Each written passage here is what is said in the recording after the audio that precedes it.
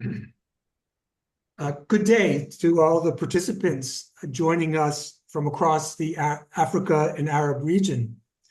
It's my pleasure to welcome you to this regional webinar entitled From Awareness to Action, Accountability for Tenure Security. These regional webinars are being organized by the United Nations Convention to Combat Desertification, UNCCD, and the Food and Agriculture Organization of the United Nations, FAO. My name is Sasha Alexander, and I'm a policy officer with the UNCCD Secretariat. Before we begin, allow me to briefly go over some housekeeping points. This webinar is being conducted in English, French, and Arabic, with simultaneous interpretation that can be accessed through the button on the lower right of your Zoom screen. For some of you, this button will resemble a globe. For others, you will have to click on the button that says More.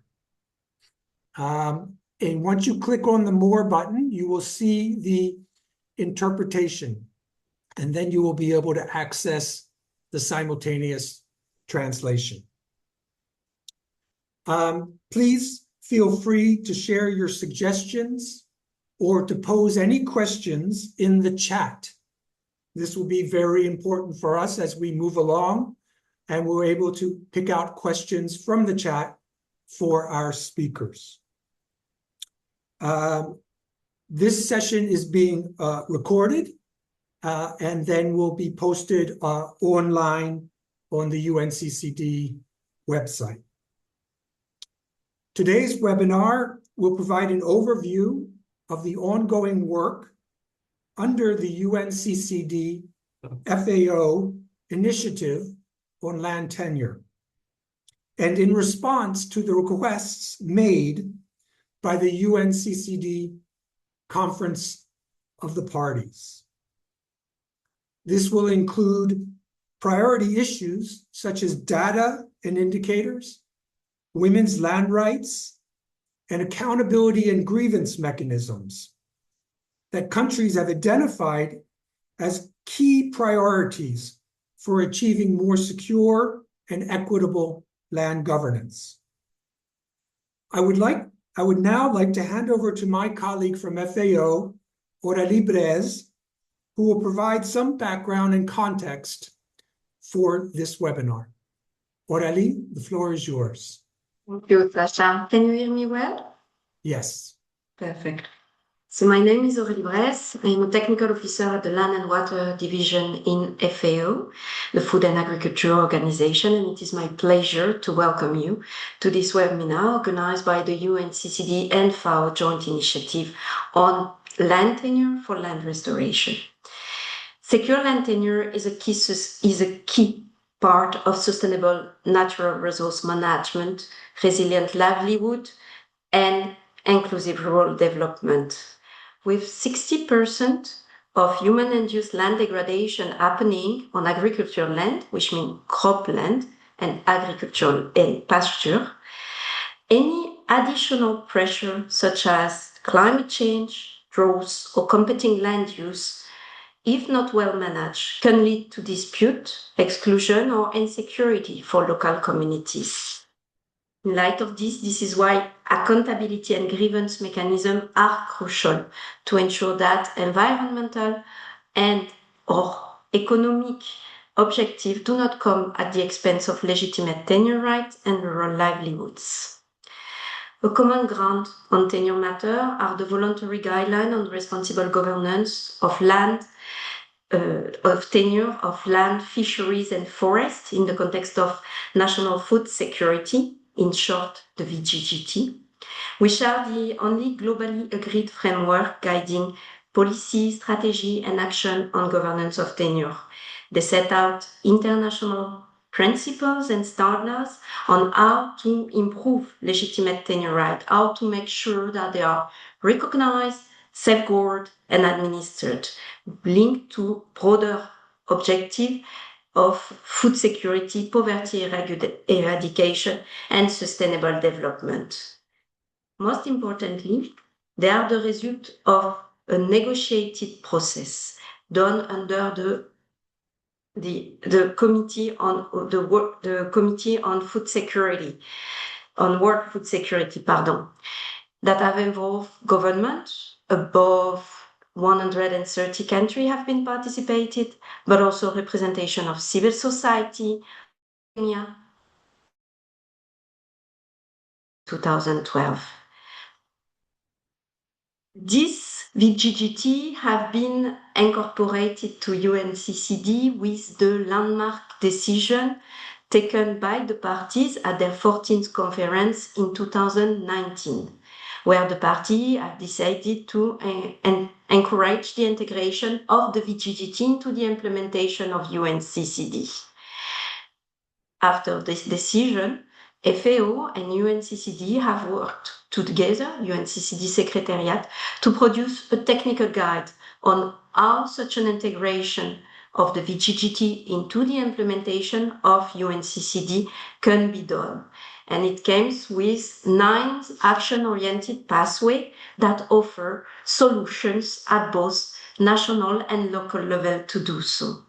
Amongst these pathways, the fourth one particularly look at how to address potential complaints and disputes that may arise linked to land degradation initiative.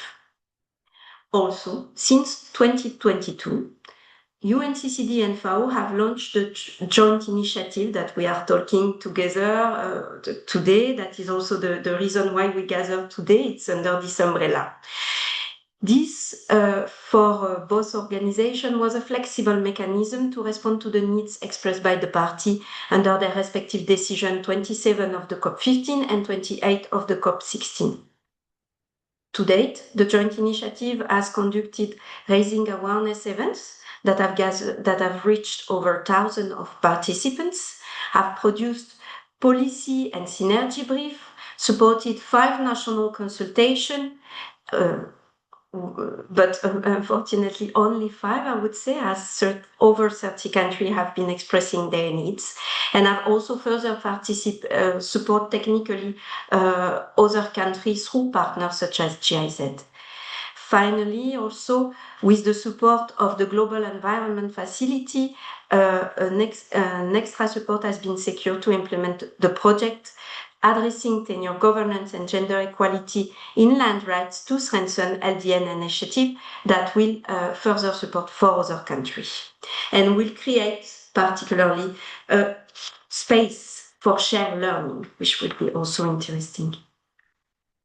The joint initiative is currently preparing for next COP a land tenure toolbox, a compendium on grievance and redress mechanism, and is also working with the Global Land Observatory in effort to raise awareness about what are the global data sets available on tenure and governance. And all these 3 items will be presented today. I would like to thank you all for your participation, and I would like now to move to the next agenda item. So it is my pleasure to invite my colleague Corinna Voigt from the UNCCD to introduce the Land Tenure Toolbox under preparation. And she will go over the structure, the content, and the practical use of the Land Tenure Toolbox. Corinna is a research assistant at the UNCCD Secretariat. Thank you, Corinna. To you. Yeah, hello, good morning, dear colleagues and participants. I think we still have a few issues with the slide. Can tell me somebody if you see it now in full?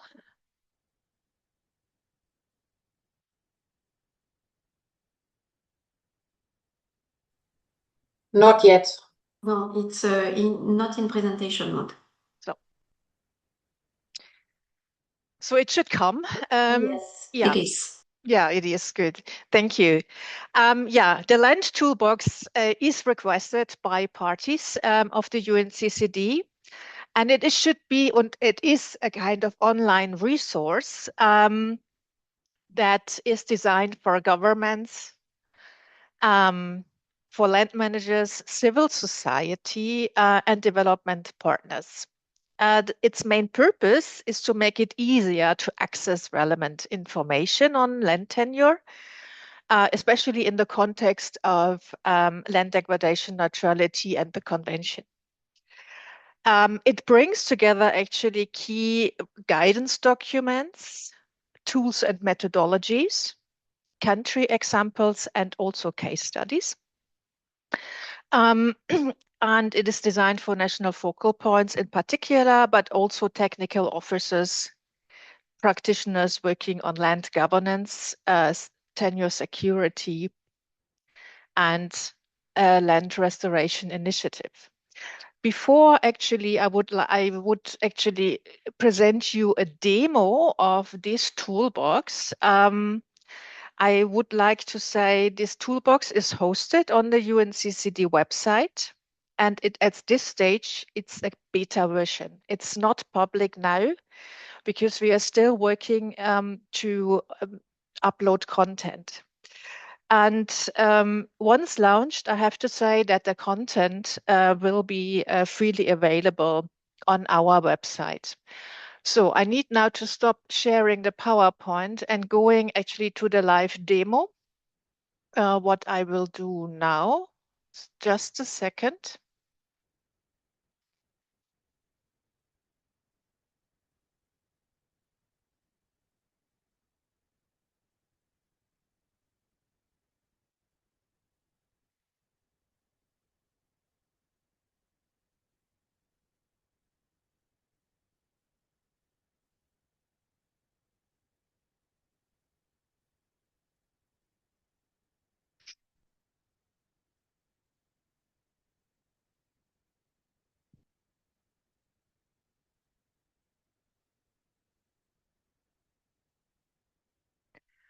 I hope you can see it now, all of you. Can some? Yes. Yes, okay. Okay, what you see here is the Land Tenure Toolbox in the beta version. This is the landing page of the Land Tenure Toolbox, and it is actually designed to be clean, visual, and easy to navigate. As you can see here, I mean, we have 6 main categories, and each categories will lead to a specific type of content. This is guidance, tools, examples, knowledge material, women's land right, and partner resources, for example. So that is when you are actually going here, for example, principles and guidelines. This section provides the key information on the UNCCD mandate, on land tenure and relevant COP decisions and resources related to VGTT. So you can actually here follow the links, and this, as I said, is the principles and guidelines. Next, we have a knowledge and awareness section. Here you can find references to studies, reports, and working paper, for example, on the global land outlook, but also CSO publications, land rights for sustainable life on land, for example, and also we are introducing here the UNCCD FAO initiative on land tenure. In the next section, we have resources for women's land rights. This is an essential factor for food security and livelihoods and community resilience. Also, all resources, what we actually having as UNCCD on women's land rights can be found on this page with links or, I mean, immediate access to our publications. Another section will be the grievance mechanisms. Here, this is our work, what we do together with FAO on the accountability and grievance mechanisms. here are some background informations, and here you can already see we uploaded it already. For example, the profiles of the 18 JEF implementing agencies' accountability mechanisms. But also the first case studies can be found, what we have can be found on this section. The last section, second last section, is finance and monitoring, when it would work. So it's still searching. Yeah. Here this links land tenure with investment opportunities. It includes resources such as why invest in land tenure security, also our checklist that was developed together with the GM can be found here. The very last slide, and also here you have monitoring resources. Then the very last slide also compiles partner resources from diverse organizations dealing with land tenure. And if, for example, if you would click on the FAO, you can go to all resources what partners have on land tenure. So in principle, this platform will continue. We will add more tools and experience and resources. However, actually, we would also very much welcome your feedback, what you think, what can be make better, what you would like to see here actually on improvements. With this, actually, I'm closing this short presentation, and thank you.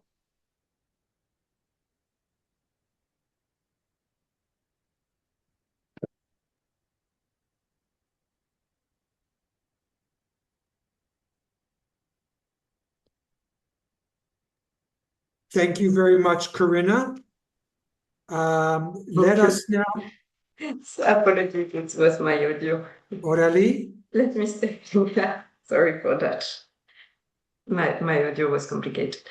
Thank you very much, Corinna, for the presentation.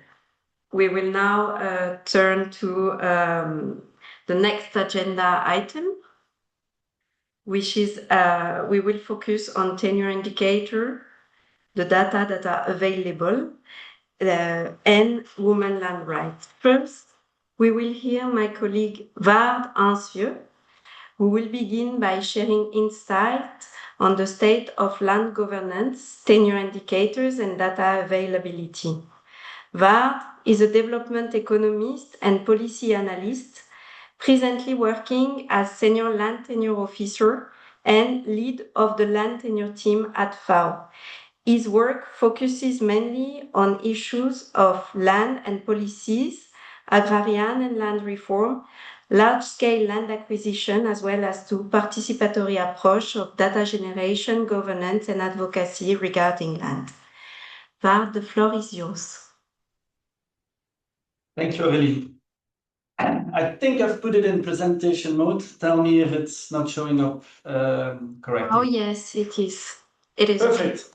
Perfect. And thanks, Aurélie, for the introduction, and Sasha for inviting me to present land tenure indicators and the data availability for UNCCD.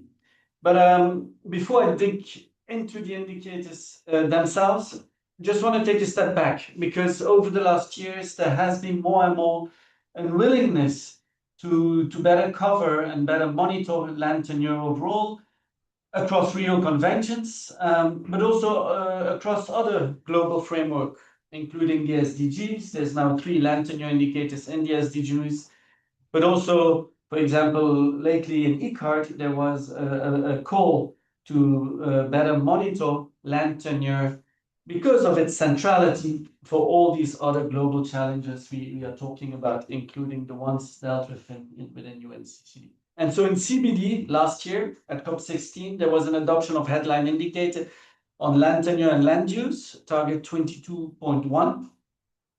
and is being rolled out now in several countries. Global data sets have been provided already. So this was a huge step forward with a headline indicator, but also with about 8 or 9 component indicators based on this land tenure indicators, meaning that the other targets will now have to be disaggregated according to land tenure as well. In UNFCCC, again here at COP30 in Belém, there was discussion of retaining a land tenure indicator as a disaggregation here as well for indicator 9B01, which is on technology development and transfer as a more enabler indicator. So strong land tenure for adaptation, for example. And then in UNCCD, coming here, and although in UNCCD land tenure is probably the most of the 3 conventions put to the fore, but here we're still working on the indicators, defining them, and then hopefully getting this into the monitoring framework of UNCCD as well. And last year at COP, we did a couple of consultations and through discussions with several of you, including the responsibles of UNCCD monitoring framework, I think four main observations came to the fore. First of all, the need for alignment between these global frameworks, of course, between the Rio Conventions or across the Rio Conventions, but also with the SDGs and others, making sure that these monitoring frameworks do not become too complex and too heavy. So the second one is very much related to that. It should be light and simple. The third one is about data availability. Is data available to monitor all this? Because this can represent, of course, a huge workload, especially if they're not aligned. But also data accessibility. In many cases, data exists, but then is not available or not accessible by government or by other stakeholders. And then in the particular case here of UNCCD, there was also a strong message to avoid opening up existing monitoring framework. And as you know, UNCCD has already its monitoring framework. Integrating new indicator or headline indicators there might become complicated. So really taking these 4 points into consideration, we think there are 2 options for UNCCD monitoring and land tenure indicators. The first option, a very simple one to be implemented and really taking into consideration not opening up these boxes, monitoring frameworks that exist already, is, for example, a disaggregation of 15.3.1, which is an indicator that is SDG indicator that is led by UNCCD and fully integrated, of course, in its monitoring framework. And it's about a proportion of land that is degraded, over the total land area. And we would suggest this could be easily disaggregated by tenure. So it would be the same indicator, 100% the same, just disaggregated by tenure. So it would align with the SDGs, 15.3.1. It would be already into the monitoring framework. And what we've done on our side is we've promoted that indicator also in the other frameworks, in CBD, etc., so that not only from UNCCD to be aligned to the others, but the others to be aligned to UNCCD as well, so that it is a mutual exercise. As I said, easy to be integrated without having to open up the monitoring framework. It's just an additional assessment analysis, I would say, disaggregation to make sure that tenure is taken into consideration. And this would be easily done because, as I will show in a later slide, tenure data is available in a certain degree for a large amount of countries already. So this could be done. But then there's an option 2, and that's looking more in the longer term and probably post 2030 when the monitoring framework for UNCCD will be revised. And there we would hope that because of the centrality of land tenure for UNCCD, maybe there's space for a headline indicator here as well. And again, we would not reinvent the wheel. We would again align it with SDG 1.4.2 enhanced with CBD and UNFCCC, but assess that indicator for public, private, and customary lands. As we know, and it has been mentioned here, there is diverse impacts of land tenure for land degradation. The adaptation that it would entail is that the SDG 1.4.2, which is only a population indicator, so on a survey, on a household survey, then we would have to combine that with this population-based data, also with area-based data, so with SIG data, etc. And so here it will become a proportion of total added population with secure tenure rights, with legally recognized documentation, so that's the population one, and population and territorial one or area-based one, who perceive their rights to land as secure by sex and by type of tenure, and then the two types of indicators. Here, and I come to the data availability here, as I said, for the disaggregation and the indicator, we have most of the data. For the second one, it depends what degree of detail you want to go in. But if we remain at statistical data, we have already a lot of data that can be deployed for this as well. So the idea here is to have population plus territorial or spatial data together, combining, and that's promoted through the Rio Conventions, not only UNCCD, formal data, but also complementary and community data sources, so that we can combine national and local data into the monitoring framework. So for the statistical data, so the population data, there's a huge amount of data available for about 90% of the countries. We have data through the Global Land Observatory, for example, already mentioned it. But the SDG is getting stronger, especially on the women's land rights. Yes, we'll speak about it. But Prindex has a second round. There's also the IP Navigator. There's numerous others. It's on the geospatial data where it's still work in progress, but being developed very quickly lately. For example, Landmark has now full data sets on indigenous peoples' territories and local community territories for 37 countries. And we have already 13 totally developed geospatial tenure distribution data sets available through FAO's global land tenure map that is presently being established. So in the table here on, you can see that there is quite a lot of data, various types of data and degrees of detail and completeness, but there is already quite a bit. And that's certainly true for Africa and the Arab region, where especially the statistical data is well developed. On the geospatial side, it is probably the least developed of the most of the continents. But again, a lot is being done at the moment to complement that. And I'll stop with the last slide here. As I said in the beginning, there's a call for availability of data and accessibility of data. And here in the globe, this is the Global Land Observatory and not the Outlook, sorry for our UNCCD colleagues. We are establishing, based here in FAO, the Global Land Observatory platform that will bring together all these different indicators and fully align them, from the SDGs to the Rio Conventions, the Global Land Tenure map that I spoke about just now, but also the policy tracking and the update, that this can all come together for the countries when they need information on land. There's a one-stop shop where they can go to, and it's this observatory then that will dispatch the data to the UNCCD secretariats, for example, CBD in this case, and hopefully the future UNCCD.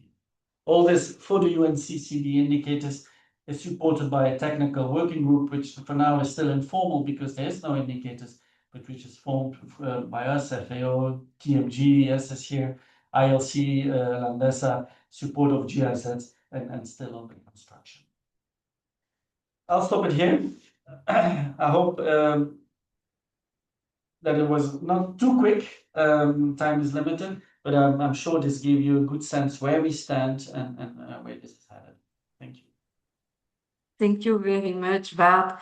No, it was not too quick. It was a good overview. One thing, colleagues, I see that someone has started to have questions. I would like to engage all the participants. If you go and click on more, you will find the Q&A module. If you have questions, please think back to the presentation from Corina, what you would like to see as information, what would be useful for you in this land tenure toolbox, because that's a feedback that we are very much eager to hear from you today. And then also a question for Wout. For the time being, I will let Jess first present, and then we will take the question for these three panelists. So Corina, Wout, and Jess. So please, do not hesitate, either in the Q&A module that is under More, you will find it, or if you cannot reach it, just type your question in the chat. We are monitoring them. So now it's my pleasure to give the floor to Jess Weigel from TMG Research, who is going to speak about the effort from TMG to advance on women land right to support a movement, which is an essential dimension on tenure security and sustainable land management. Yes, he is the head of the program at TMG Research and is responsible for co-steering programs and overall strategic development. Over to you, Yes. Thank you very much, Aurélie, for the kind introduction. Thanks to the UNCCD Secretariat and FAO for having me here, and thanks all for participating. What has actually provided an excellent segue of what it is that I would like to speak about. Listening to Ward, I felt it's impressive the progress that was made since the adoption of the Sustainable Development Goals and actually generating data on land tenure. And the question that sort of drives all of us in our daily work is the question how to actually use the data for change, how to actually make it work so that we can progress on responsible land governance as described by the voluntary guidelines. And in trying to highlight one aspect of this, I will speak about women's land rights, which is surely one of the areas which requires both sort of our collective action as well as partly holding governments accountable on what it is that they want governments committed themselves to do. So I will speak about the Women's Land Rights Initiative, and the title that I've given to this presentation is Creating Synergies across the Rio Conventions through women's land rights. Before I advance, I would like to highlight and appreciate and acknowledge the co-hosts of the Women's Land Rights Initiatives, which are the three secretariats of the Rio Conventions, UNCCD, UNFCCC, and UNCBD, and then the Robert Bosch Foundation, Huayra Commission, and us, TMG. If you follow the QR code, you will find more information on the initiative itself. I will continue my presentation by continuing to praising Ward for his work. And if you have not had the time to actually check out the report that was published recently by FAO, the International Land Coalition, and CIRAD on the state of tenure governance, I would really encourage you to do so, not only because Ward spent a better part of his professional lives the past 2 years in putting it together, but really it is a treasure chest of information on where we stand regarding the implementation of responsible land governance. And one of the findings that is highlighted in the report regarding women's land rights, and I've quoted it here, is globally women are significantly less likely than men to own or have secure rights to land for agriculture and housing, which speaks to two human rights. One is the human right to housing and one is the human right to food. Obviously, across regions, the situation is different. It's very different for the region that we're now speaking to here. One of the areas that is particularly relevant for women is the question of inheritance, where national policies are more advanced than the actual implementation on the ground. So we actually need accountability to work with governments to actually work towards the implementation of the progressive national legislations. Now, if we look at the Rio Conventions, what we claim, we need synergies to actually advance on these difficult topics. We see that in the global negotiations over the past, I would say, 2 to 3 years, progressive language on rights, and in particular progressive language on women's rights and gender, faces increasing resistance in the global negotiations. At the national level, national policies that recognize that advanced women's land rights are not systematically implemented, and then given the recent shifts and shocks to the global system, we see that there is increasing competition for resources, which can be healthy, but I think it really has come to a point where the competition is really crowding out some initiatives that are really, really helpful. So I think, how do we come together? How do we work together to create accountability? That's what the synergies work from the perspective of the Women Land Rights Initiative is about. You have probably all listened to presentations on synergies and how they should be achieved. We would say that the acknowledgement is there. What it's now about is really moving from the rhetoric and the acknowledgement to actual the practical realization of those synergies. And there's more 2 principal points on collaboration, cooperation, and mutual learning. Collaboration and cooperation, obviously, if we share strategies, resources, if we work across processes, it is easier for us to advance, and there is the possibility actually for mutual learning in sort of what works in one convention, how can this spill over to the work in other conventions? To just give one example, what has spoken to it, the landmark decisions that parties to the UNCCD took in COP 14, 15, and 16. The other Rio Conventions are not yet that advanced in the explicit recognition of responsible land governance, or they were not.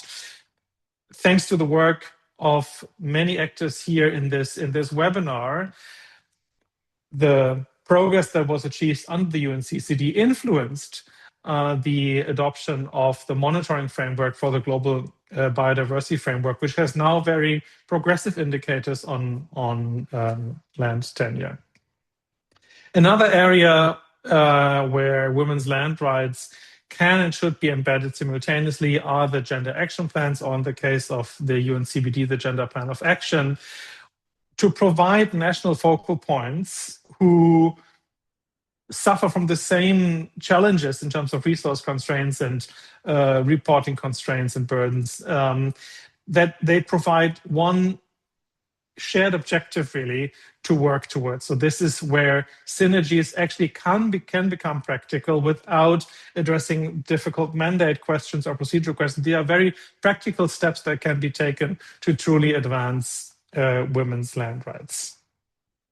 Now, briefly on the Women's Land Rights Initiative, it's more than 60 organizations by now, and it's really an implementation ecosystem of national and grassroots women's groups, of regional and global networks. And I think when people ask me sort of, how can you give an example of what the Women's Land Rights Initiative is for you, how do synergies play out, and how do these synergies truly advance accountability, it really makes a difference if you have people in the room who work in these different processes, which tend to be still very much distinct from each other. If you have somebody who really knows the, let's say, the indicator for work on the global goal and adaptation in the room, and somebody who knows the global biodiversity framework in and out, it really makes a difference if you put the two of them together and really see what can we do within the existing language that is already agreed to advance these, to advance the topic of women's land rights. And this is, for me, what the Women's Land Rights Initiative is about, is really swiftly using the possibilities for synergies without trying to necessarily address the big and thorny questions of language. There are 3 action tracks. One is democratizing access to finance, how to actually do grassroots and women-led organizations can obtain better access to financial resource, the whole localization debate. There's a national action track that speaks to the gender action plans and the gender plan of action and the national strategies, be it the NB subs for biodiversity or the NDCs or the land degradation neutrality target setting processes. And then there's a global action track that looks at the questions on the processes within the 3 conventions. Now, to conclude this, if you ask, okay, this is all very nice talk, but what is actually the knowledge base that you can draw on? And I expect, or my assumption is that the UNCCD Secretariat FAO will share our presentations afterwards. At least I would be very happy if this is being shared. So what TMG has done based on the UNCCD land tenure decisions has worked in 6 countries with participatory mapping, household service, dialogues to really address the difficult questions that can sometimes arise in implementing the land tenure decisions. And now we are working together again with many of you who are participating in this call towards a joint advocacy roadmap towards COP17. And with this, just highlight, again, building on the assumption that you will have access to the presentation. If you really want to get an idea of what it is that happened at the Women's Land Rights Initiative Global Convening in 2025, this little storyboard here provides an overview. And with this, I would like to close, thanking you, Aurelie, for the kind introduction moderation and looking forward to the questions. Thank you. Thank you very much indeed, Jess. And we will see how this presentation could be shared, because indeed it would be a pity not to take the time to go in depth into this slide, marvelous slide, about the result of the past convening in Nairobi. So I'm just looking quickly the chart, and I have a few questions for each of the 3 presenters. Actually, I would like to ask 1 question for each and giving you the time to answer. First, for Corinne, I wanted if you can help the colleague participating to know what are the next steps, and maybe if there is any feedback or contribution they would like to make, how it can be done in the coming months before it gets launched to the COP. So that's the question from my side to Corinne. On the side of Jess, I see that we have Jacques Tavares, who is asking to Jess.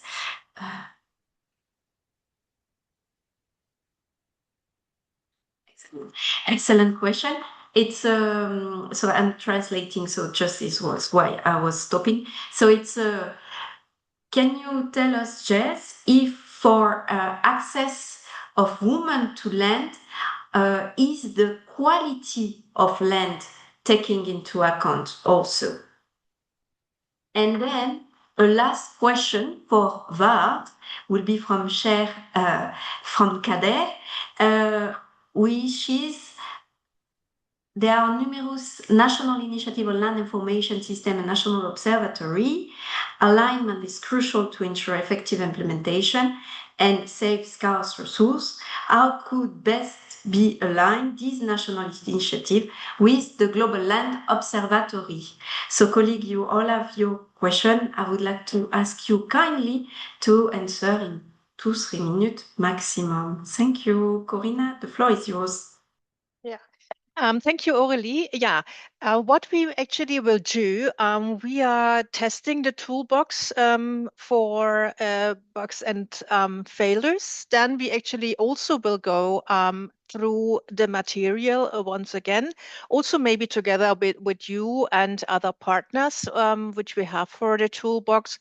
And then, of course, we are waiting also for feedback and ideas from colleagues from the UNCCD Secretariat, but also using this opportunity as this webinar, for getting new ideas to improve the toolbox. Thank you. Thank you, Corinne. To Jess, if you want to take your question. Thank you. And thank you very much, Jacques, for asking this really pertinent question. Yes, the recognition of quality of land is key.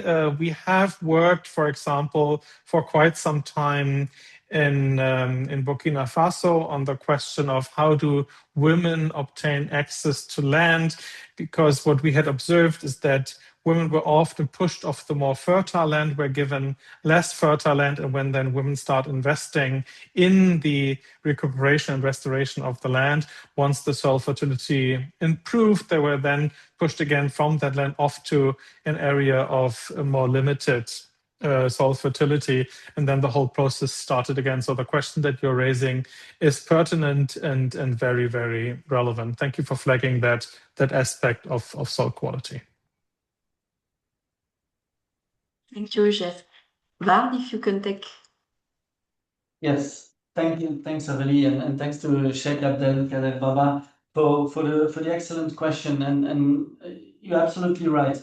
So what we are doing now is looking at national level, establishing what we call data platforms. You speak about data observatories and national initiatives.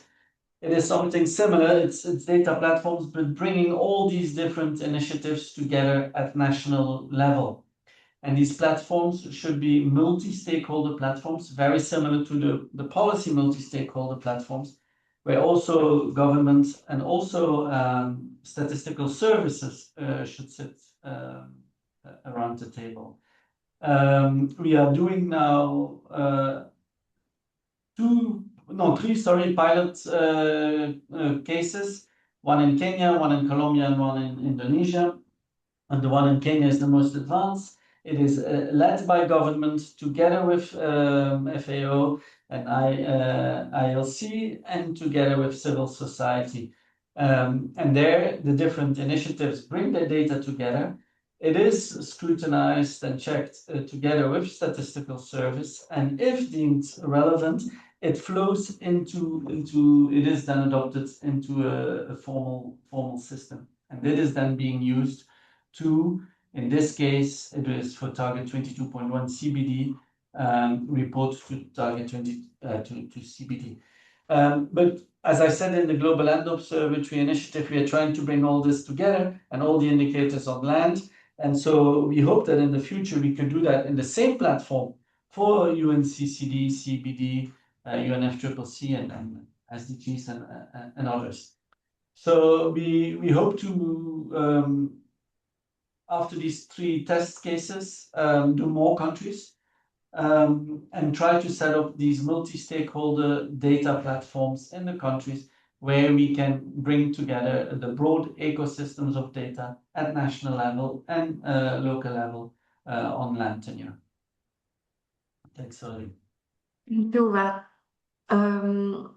Colleague, I see that questions are coming in the Q&A, so we will answer by written.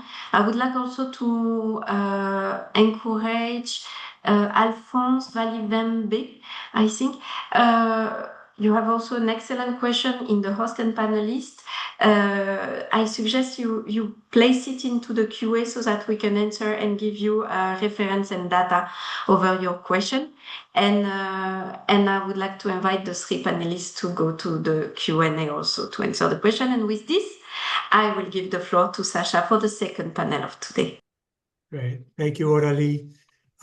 So we hope that this toolbox will be a helpful resource for parties and other stakeholders.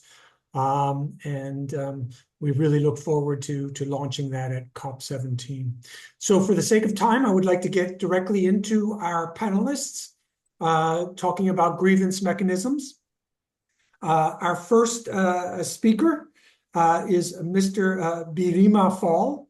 He is the Principal Compliance Officer at the Compliance Review Mechanism and Mediation Unit of the African Development Bank since 2016.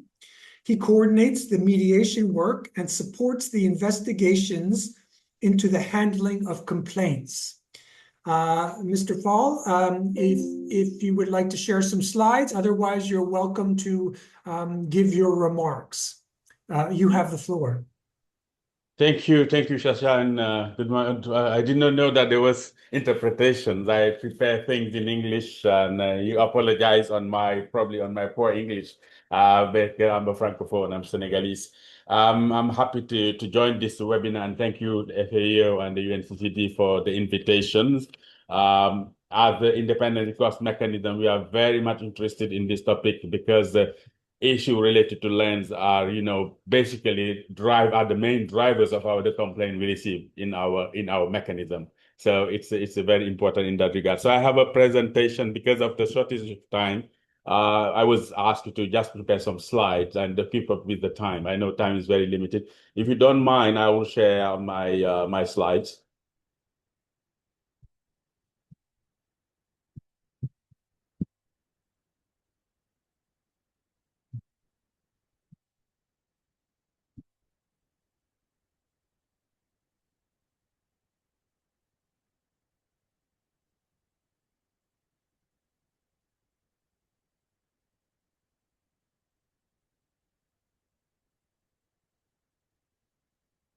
Can you see me?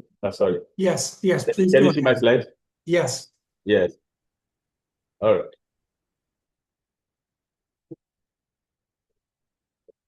Okay, so I will just give you a brief overview of what the independent recourse mechanism is before diving on some of the cases and the trends in the cases we handled, and so that to highlight probably the nature of issue we receive and how many complaints we have received. The impress of that is we as IRM, as I said, we handle complaints related to land and the other issues as well.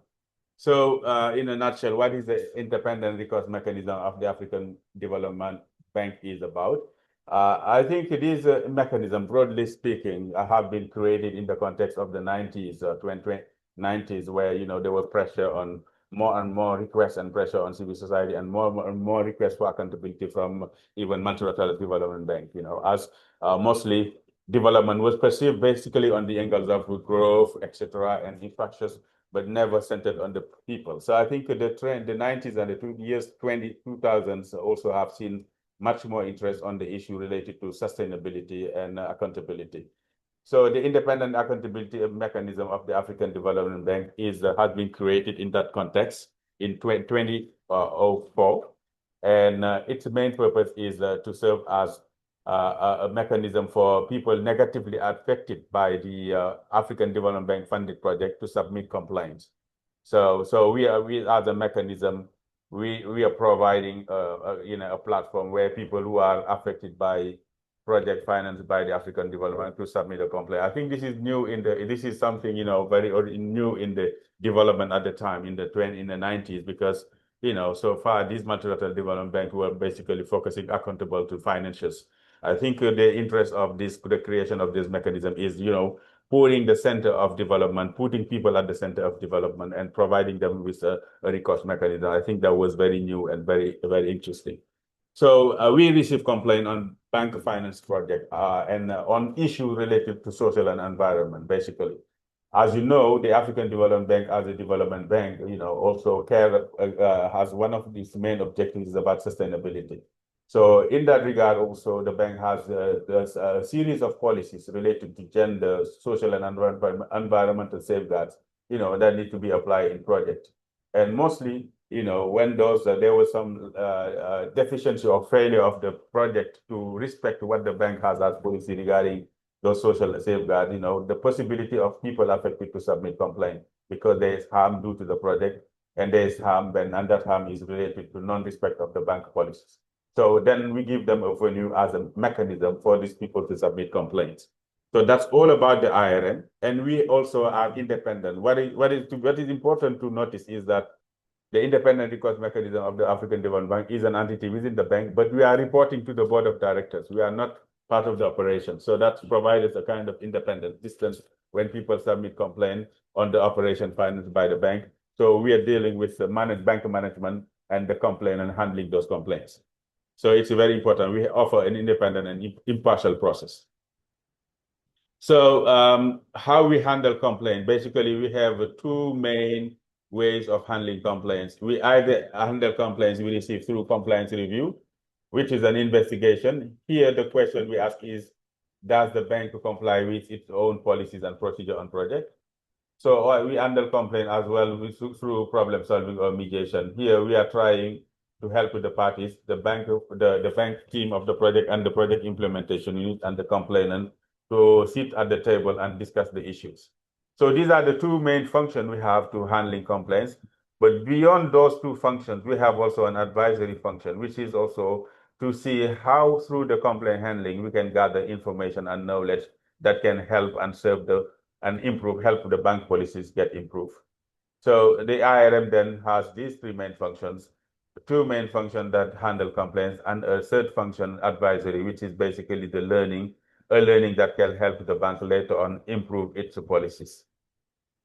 Quickly, the complaint handling, I think, as I said, because this presentation normally could take us 30 minutes, but because of time, I've just tried to collect, what I consider as the main information that can be shared at this level, knowing that we still have possibility for you to go and visit our website or ask me directly questions.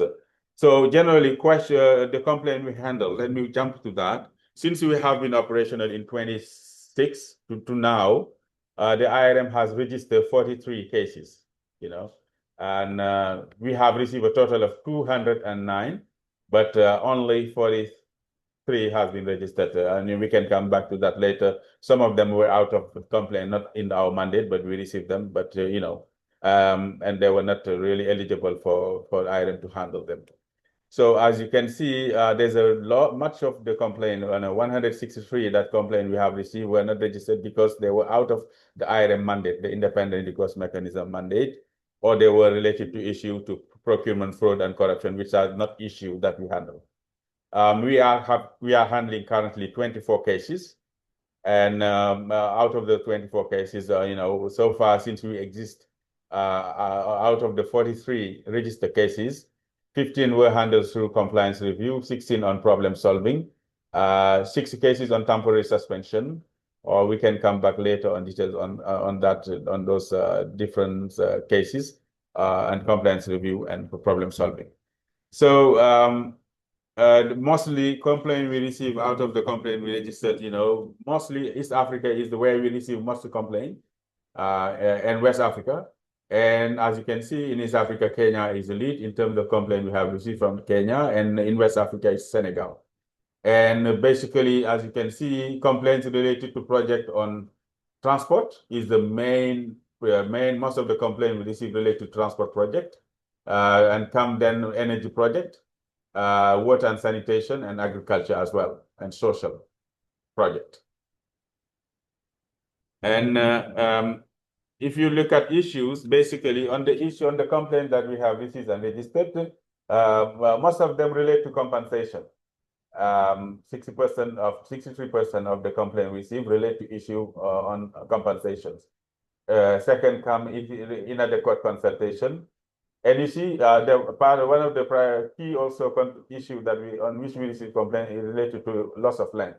Loss of land, 20% of the issue that we deal with relate to loss of land. And in loss of land also, I should say, when we have compensation on issue of land, we have inadequate consultation of issue of land. So the figure on land can be higher, if you really look at the issue that are covered compensation. When we say compensation, lack of compensation, or inadequate consultation, it can be compensation also related to land issue, because sometimes we have really some big issue related to compensating land, and also absence of consultation in the process of land acquisition also from the project perspective. So, and loss of livelihood, because some people have lost their land. This has as consequences created a loss of livelihood for these people, affected people. So generally, sorry, I know because of time I'm rushing a little bit, because It's hard to present the item in 3 minutes, 4 minutes, but I think I'll be more open to questions. This is just for, give you an idea of what the item is, so that we can come back later on typical questions you might have. Yes, we do have a grievance redress mechanism, and this is not the grievance redress mechanism of the project we finance. This is an independent one, an entity within the bank reporting to the board of directors, ensuring that the people affected by project financed by the bank have a venue, a platform where they can submit a complaint, and this being handled, and remedy or reparation can be provided, if the bank, for example, has not respected this policy. So I will stop it there, and I'll welcome questions on any of these issues. Thank you very much. Thank you, Mr. Fall, for the brief but very informative presentation. So now I'd like to turn to our second speaker, Ms. Christina Ketter. She serves as advisor for the Global Program on Responsible Land Policy at the German Agency for International Development and Cooperation, GIZ. She supports the conceptual development of global initiatives on land governance. Ms. Ketter, you have the floor, and I believe that Corinna will share your, yes, thank you. Yeah, thank you so much for the kind introduction and the opportunity to speak at this webinar. And thanks also to Corinna for sharing the presentation, which is not yet in presentation mode, but I'm sure it will be figured out. So I was asked to present practical examples from our work with our partners, mainly in Africa.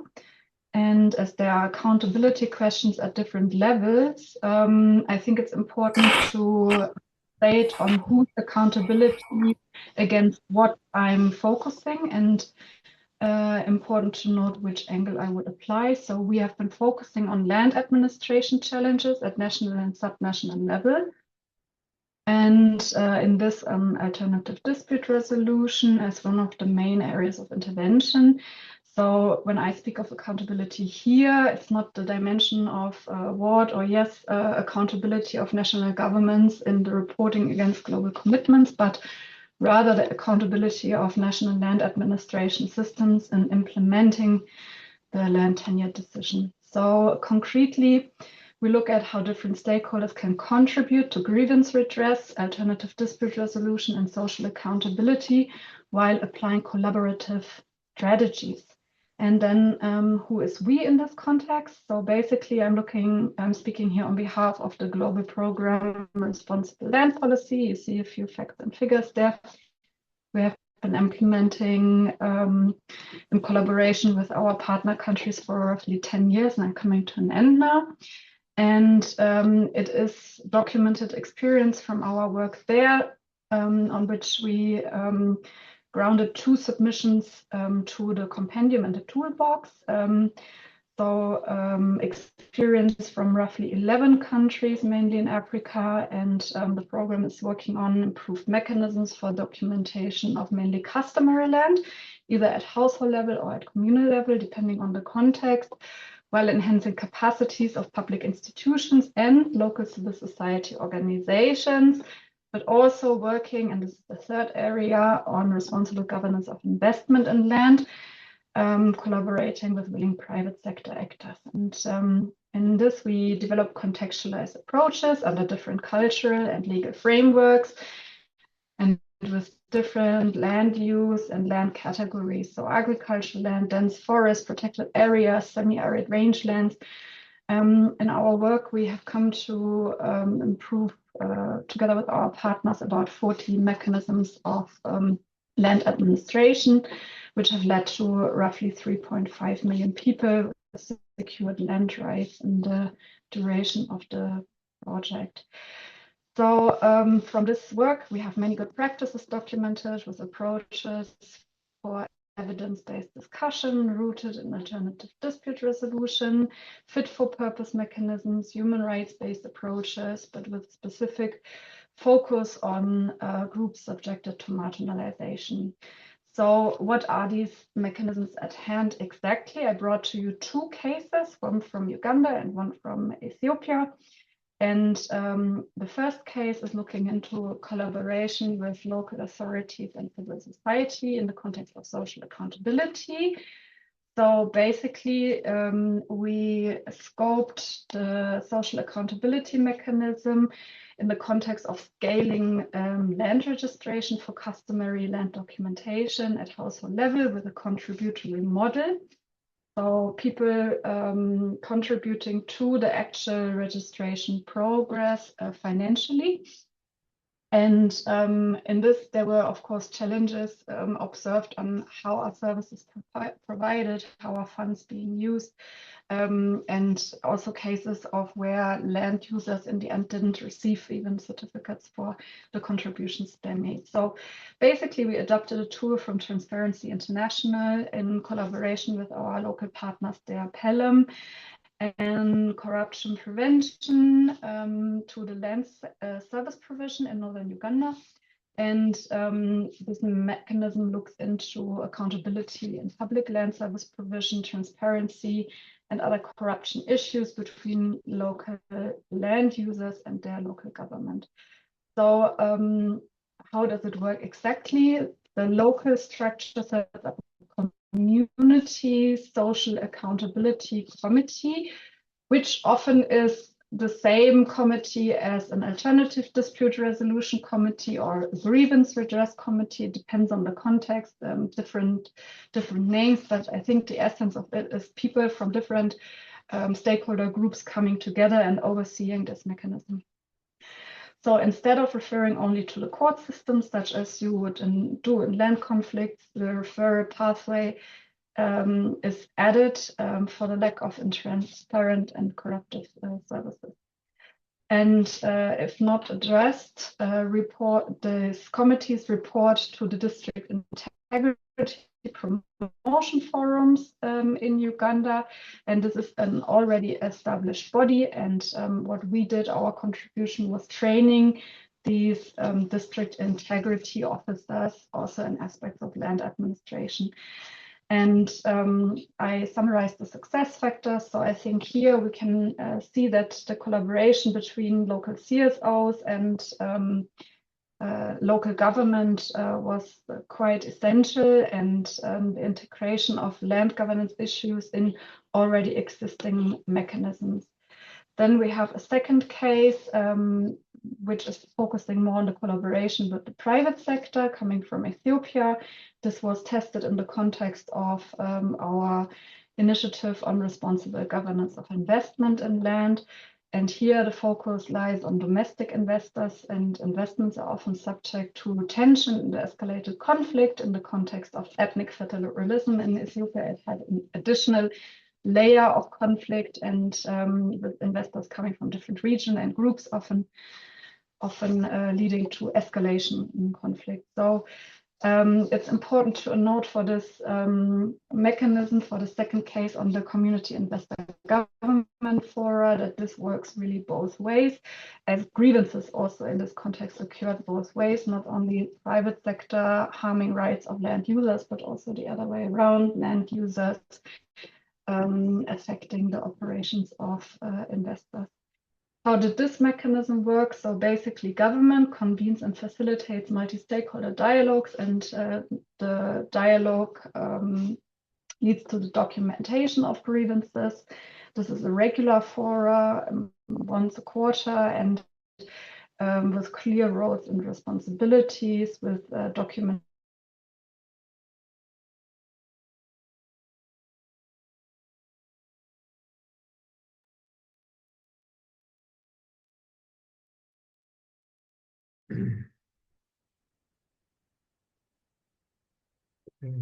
I think we lost Christina. Practical means to implement. She's back. Okay. Investors are often motivated to collaborate due to their prior experiences of conflict, but of course it also helps when you have mandated structures for business licensing or business associations on board as well. So what can we learn from these two cases? Maybe we go to the last slide.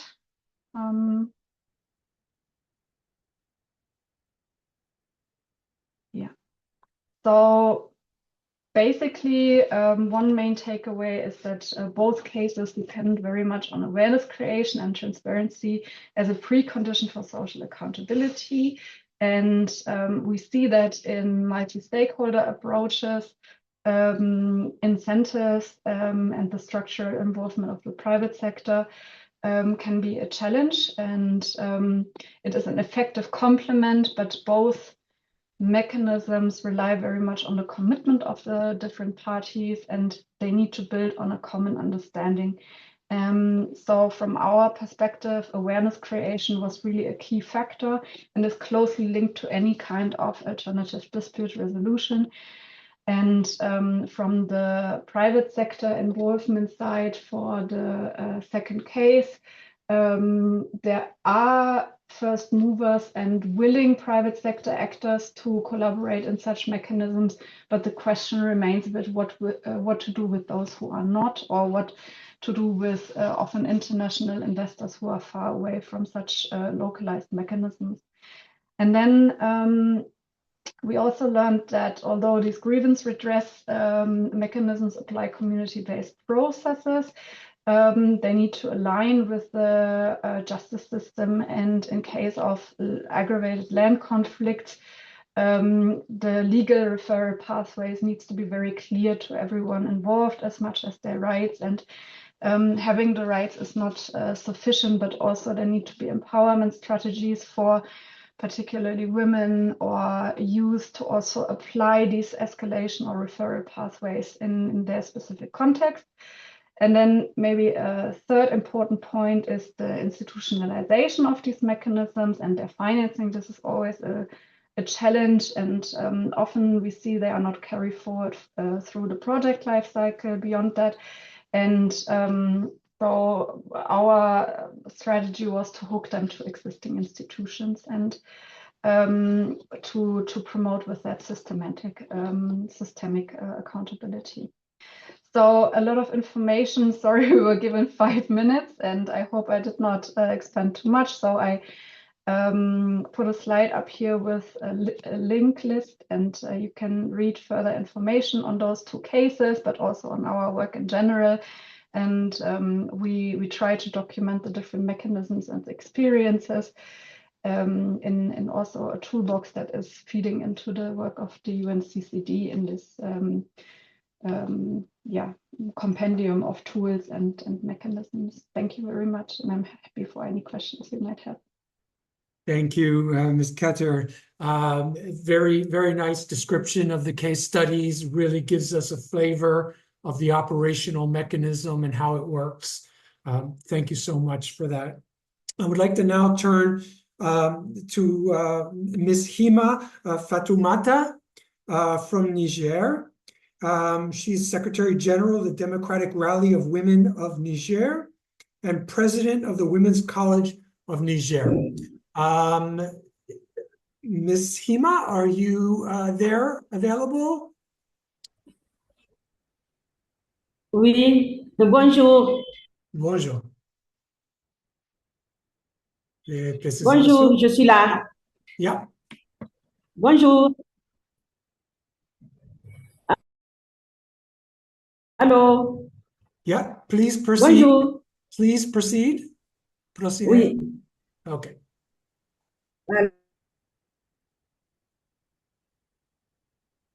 Oui, bonjour, nous vous entendons bien. Vous Voilà. pouvez présenter. Ok, merci beaucoup. Donc, je me présente, c'est Madame Atou. Je suis du centre d'arrêt qui a été empêché et je m'en vais vous présenter la communication du mécanisme de réclamation. De réclamation des femmes pour l'accès des femmes aux fonciers dans le cadre du Niger. Voilà. Bon. Diapo suivante.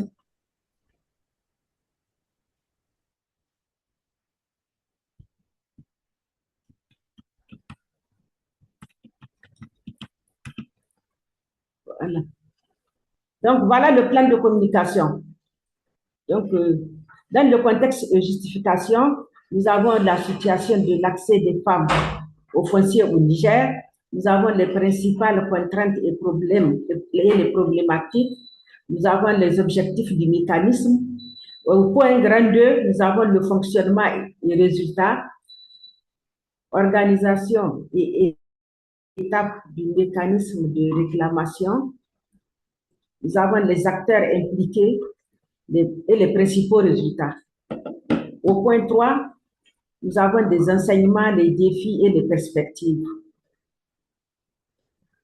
Nous avons les facteurs de réussite du mécanisme, les contraintes et limites constatées.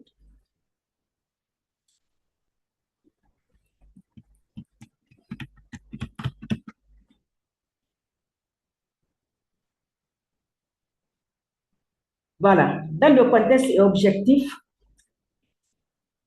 au Niger, l'accès des femmes au foncier reste limité en pratiques coutumières discriminatoires. Pourquoi il y a des pratiques coutumières discriminatoires?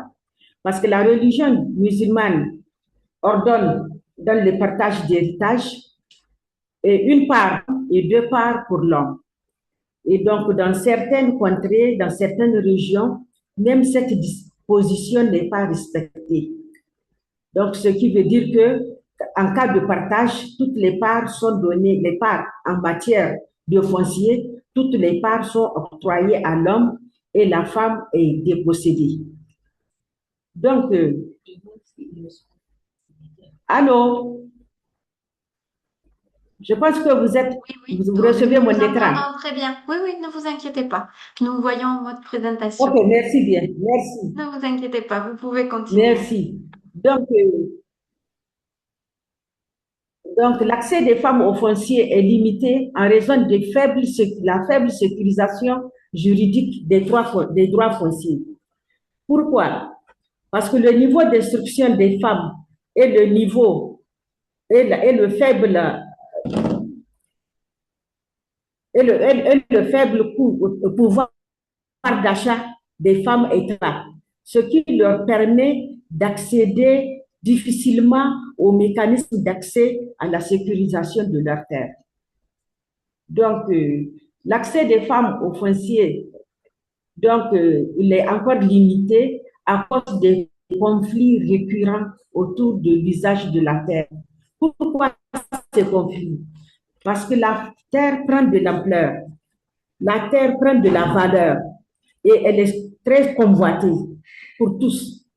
Et ce sont les plus faibles, les femmes et les jeunes, qui sont facilement dépossédés de leurs terres parce qu'elles sont mal sécurisées.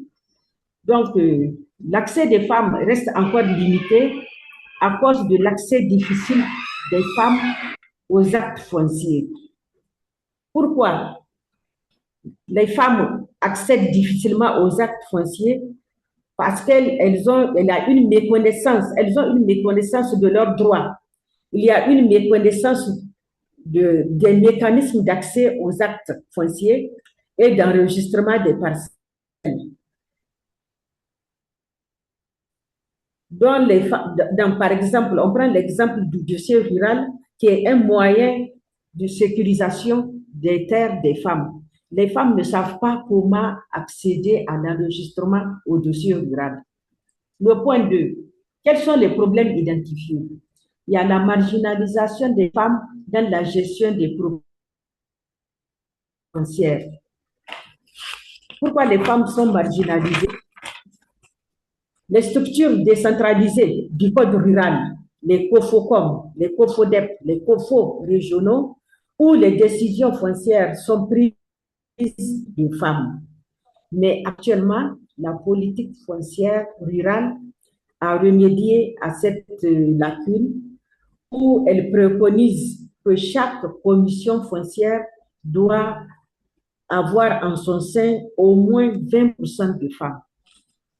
Il y a un faible niveau d'instruction des femmes, il y a un faible accès des femmes à l'information sur leurs droits. Ces 2 points se rejoignent. Donc, comment les remédier? Donc, il faut relever le niveau d'instruction des femmes pour leur permettre d'accéder à l'information, de connaître leurs droits et de connaître les mécanismes de réclamation de leurs droits. Ensuite, il y a un faible recours effectif aux commissions foncières à la justice en cas de justice. Là, il faut garantir, parce que les femmes ont peur d'accéder à la justice. En cas d'accès à la justice, les femmes devraient être accompagnées, elles devraient être guidées, elles devraient avoir un appui. Dans ce cas-là, il faut qu'il y ait des conseillers pour ces femmes-là. Les objectifs du mécanisme, c'est garantir un accès équitable et sécurisé des femmes à la terre, offrir un dispositif accessible de traitement des plaintes foncières au profit des femmes, des jeunes et des personnes en situation de handicap. Donc ici, on pense surtout aux tribunaux spécialisés dans le foncier, parce qu'actuellement, il n'y a pas de tribunal qui est spécialisé dans la gestion des conflits fonciers. Et donc, la politique foncière a préconisé qu'il y ait des tribunaux spécialisés dans ce sens. Réduire les conflits et réduire la justice et renforcer la justice foncière locale.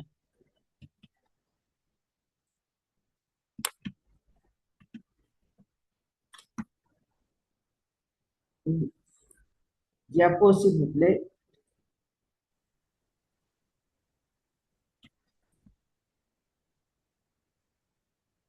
If you could conclude, please, Ms. Ima.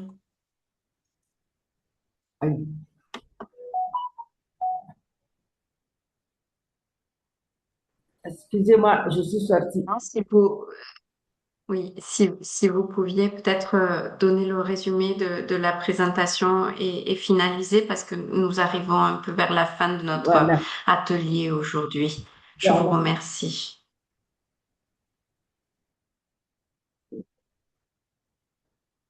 Oui, dans les fonctionnements, dans les outils et fonctionnements des résultats, nous avons sauté un diapo. Je reviens un peu en arrière, s'il vous plaît. J'ai un problème avec la connexion. Aurélie? Madame Ima, il faudrait finaliser peut-être, si vous pouviez nous donner l'essentiel de ce que vous aimeriez partager sans forcément suivre les diapos, puisque je comprends qu'il y a une difficulté de connexion. Yeah, we need to move to the next speaker. Il y a une autre personne qui doit parler. Merci beaucoup, Ms. Fatimina. Thank you so much for your presentation. Now we move to the last speaker. I would like to invite Mr. Ben Opa, who's Deputy Director, Natural Resources and Environment at the National Land Commission in Kenya. He leads dialogues on country-based, community-based management and natural resource governance. Mr. Opa, please, you have the floor.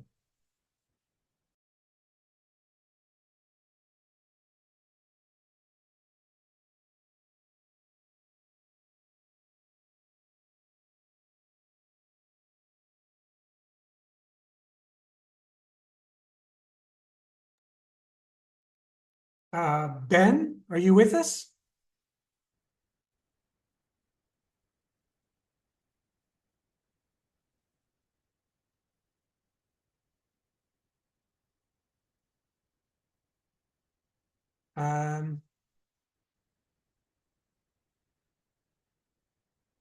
Okay. Ben Opa, are you available to speak? If not, then I would like to thank all of the speakers, all of the presenters. I think this has been a very informative webinar. We've covered a lot of issues relevant not only to the UNCCD, but to many other sustainable development priorities in Africa and in the Arab region.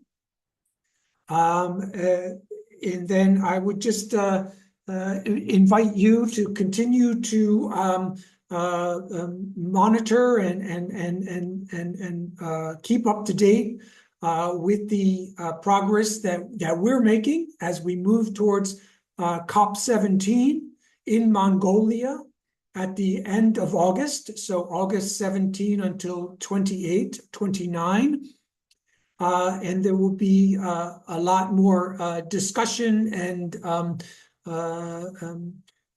looking towards the way forward so that we can accelerate projects, programs, initiatives that provide more tenure security in terms of the implementation of the convention, in terms of sustainable land management, land restoration, carbon sequestration, etc.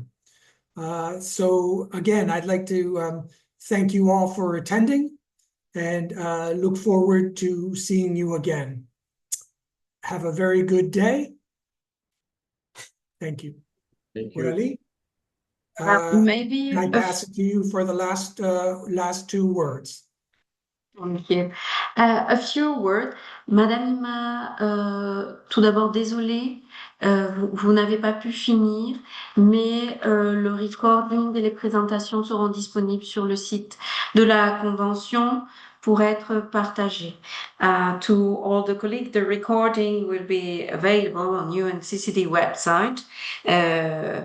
And I hope that the webinar has given you information, relevant information for your work, but also food for thought to deepen understanding and to plan action on how to tackle the question of the complaints and dispute when it comes to land degradation neutrality initiative, but also how today's tenure data sets how can an integration be sought on tenure data within the frame of UNCCD, either target setting or reporting? And of course, how can further information be now accessed through the Land Tenure Toolbox? Last point, this was the first webinar of a series. It was for the Africa region. Tomorrow will be the Latin America and the Caribbean region in the afternoon.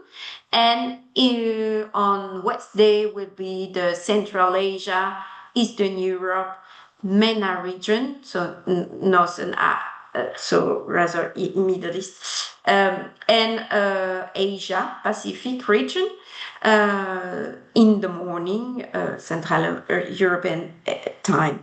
If I am mentioning it, is that we will follow mainly the same structure for each webinars, but the presenter will be always different. So if you are interested to look at what is happening in other regions, in terms of grievance and redress mechanism, but also in terms of women land rights initiative, please join us. You have all the information on both FAO and UNCCD website.